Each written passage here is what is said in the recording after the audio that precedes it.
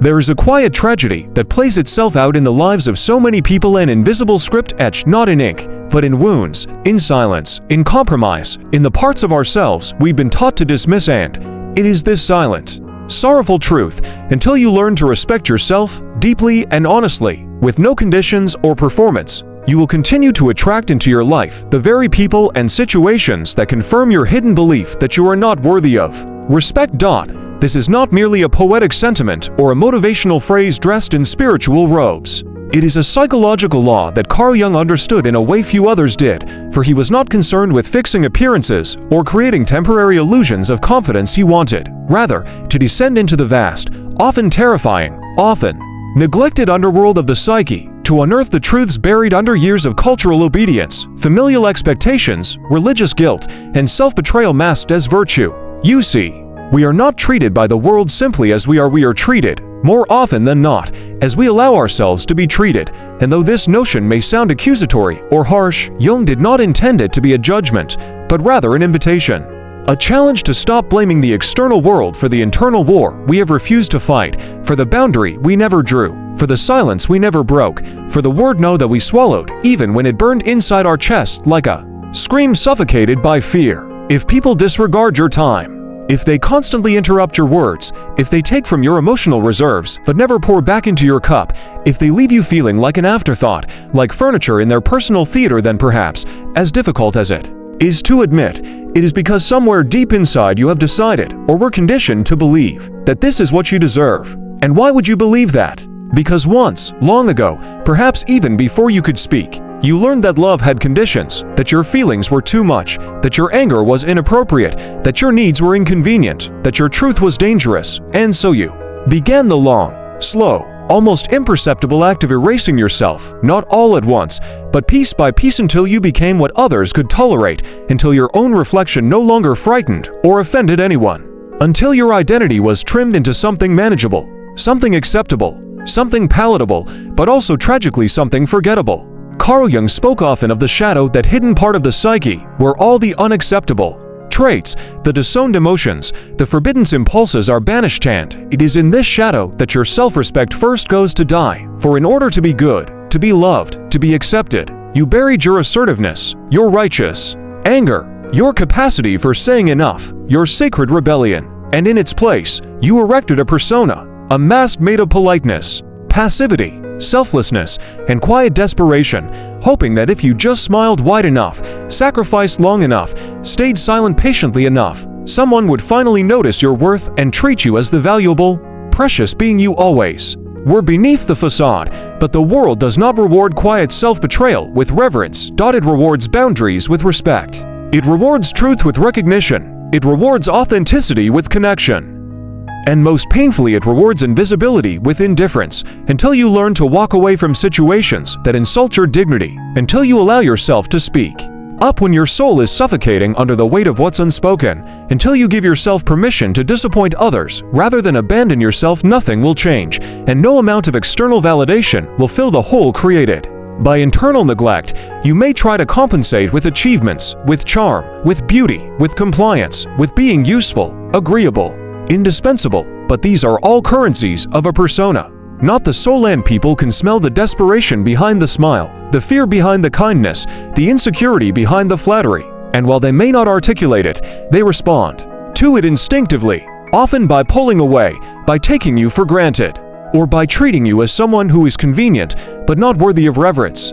And here lies one of the most brutal ironies of human psychology. The more you try to earn respect from others without first anchoring that respect within yourself, the more you unconsciously teach others that you are not worthy of it, that you must prove yourself because you don't already believe you are enough. Jung once said, the most terrifying thing is to accept oneself completely, because to do so is to acknowledge all the messy, contradictory, ugly, beautiful, shameful, powerful parts of yourself without editing, without performing, without seeking permission. And it is precisely this wholeness that radiates the kind of authority, presence, and depth that makes others stand up and take notice, not because you ask them to, but because your very being commands it.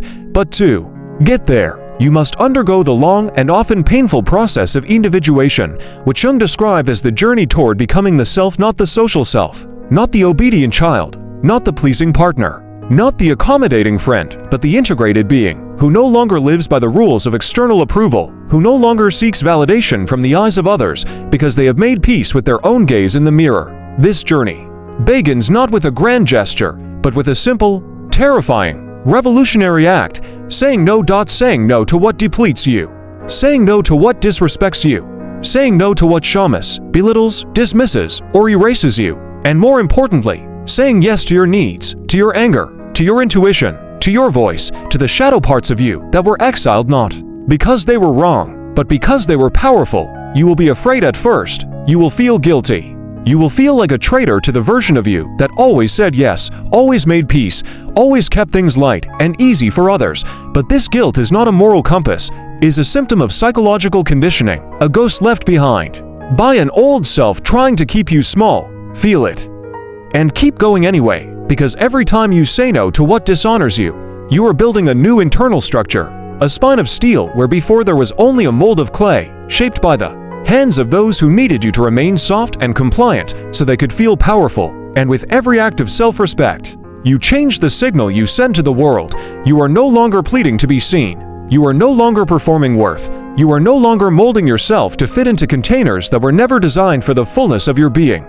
You are showing up as you are, unapologetically, imperfectly, but with presence, and this is the kind of presence that cannot be ignored, even by those who once overlooked you. People will begin to react differently. Some will admire you, some will fear you, some will walk away because they were never truly with you, they were only with the version of you that served their comfort.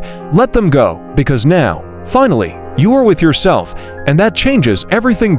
You are no longer a participant in the old script of seeking, pleasing, enduring. You are the author now, and with each new boundary drawn, each truth spoken, each silence broken, you are writing a new narrative, not one of submission and erasure, but one of power, of clarity, of sovereignty. So if you are still wondering why people treat you the way they do, why you are overlooked, interrupted, used, misunderstood, it is time to stop asking what's wrong with them, and instead, ask what unspoken agreements you've made with yourself that invite this treatment. Have you been telling the world, I am not worthy of respect?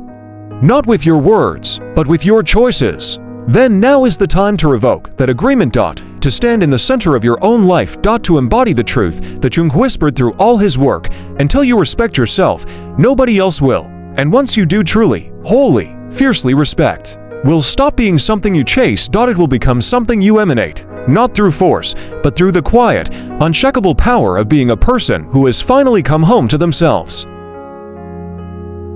And perhaps the most soul-wrenching truth we must wrestle with on this long inward journey toward becoming someone who respects themselves fully is not merely that others may fail to see our value, but that, for years, sometimes for decades, we have treated ourselves in precisely the same way, not out of cruelty, but out of habit, out of fear, out of the deeply ingrained belief that being small, being agreeable, being pleasing, being less was the price we had to pay to belong, to be safe, to be loved in a world that often confuses obedience with virtue and self-erasure with kindness. You see, the world has always mirrored back to us what we have chosen to believe about ourselves, and while we may argue that certain people hurt us, dismissed us, abandoned us unjustly, which may very well be true, it is equally true that we continued to return to these emotional prisons long after the door was open, long after the key was in our pocket, because deep down, the familiarity of being disrespected felt safer than the terrifying responsibility of commanding our own dignity. Carl Jung understood that the psyche is not linear, not easily mapped, and not obedient to logic alone, but is instead a vast ecosystem of memories, wounds, symbols, instincts, archetypes, and shadows, each vying for our attention, each reflecting parts of us that remain unclaimed, and it is often the most rejected parts: the wounded child, the angry rebel, the grieving protector, the silenced truth-teller, who carry the seeds of our self-respect, waiting patiently for us to turn inward and say, I see you now. I won't abandon you again. This act of turning inward, of witnessing the abandoned parts of the self without judgment or shame, is not a quick fix, not a weekend retreat, not a self-help cliché, but a sacred act of psychological reclamation. One that often requires sitting in the discomfort of our own unworthiness long enough to realize it was never ours to begin with, that it was passed down, inherited, absorbed from caretakers who themselves were never respected, from societies that taught hierarchy over humanity, from relationships that profited from our self-doubt. To begin respecting yourself is not simply about raising your voice or asserting your needs in the external world. Though that is certainly part of it, it is first and foremost an act of deep, honest seeing, where you begin to track all the tiny betrayals you commit against yourself each day. When you laugh at a joke that offends you just to avoid conflict. When you agree to plans that exhaust your soul because you fear seeming difficult. When you apologize for having boundaries. When you say yes to things that feel like a slow death just to avoid disappointing someone who would never go that far for you. And it is in these small moments, quiet, often invisible to others, that the great war of self-respect is won or lost, because over time, those small compromises coagulate into a story, and that story becomes your identity. And that identity determines not only how you treat yourself, but how you subconsciously invite others to treat you as someone whose time is flexible, whose emotions are negotiable, whose presence is conditional, whose value is contingent upon performance, perfection, or silence. But the truth, Jung's truth, the soul's truth, the forgotten truth, is that you were never meant to earn your worth through exhaustion. You were never meant to audition for your own life. You were never meant to be a background character in someone else's narrative, shrinking yourself to fit into the frame of their expectations. You were meant to stand in the full radiance of your truth, even if it makes others uncomfortable, even if it means losing people who only knew the edited version of you, even if it means standing alone for a while, because only in solitude can the true self begin to speak after years of being muted by the noise of other people's desires. And it is in that sacred solitude, not loneliness, but solitude, that you begin to hear the first whispers of your self-respect rising like a tide you thought had long receded. And those whispers say things you may not recognize at first, because they are in a language you haven't spoken in years, perhaps ever. I am allowed to take up space.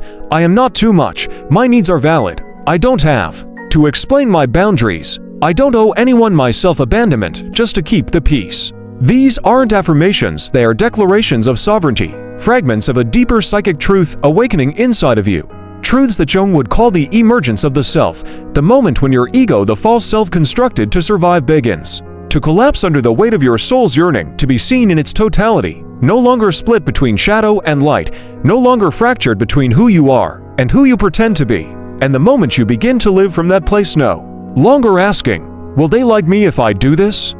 But instead asking, will I respect myself if I do this? Is the moment you begin to walk differently through the world. You don't need to shout, you don't need to convince, you don't need to explain yourself to anyone who is committed to misunderstanding you, because your energy, your presence, your boundaries, your gaze will carry the weight of your self-respect like an unspoken contract, and those who do not know how to meet you there will either rise or retreat, not because you asked them to, but because your frequency no longer tolerates anything less than mutual respect, and you will grieve. Yes, you will grieve the time you lost, the years spent silencing yourself, the friendships that were one-sided, the love that was performative, the parts of you that grew tired from always giving, the dreams that were deferred to serve other people's comfort. But grief, when faced with reverence, becomes not a burden, but a baptism, not a curse, but a cleansing, a way of making space for what is real, what is earned, what is worthy. And from that grief, something new is born, not a hardened heart, but a whole one. A heart that loves without losing itself,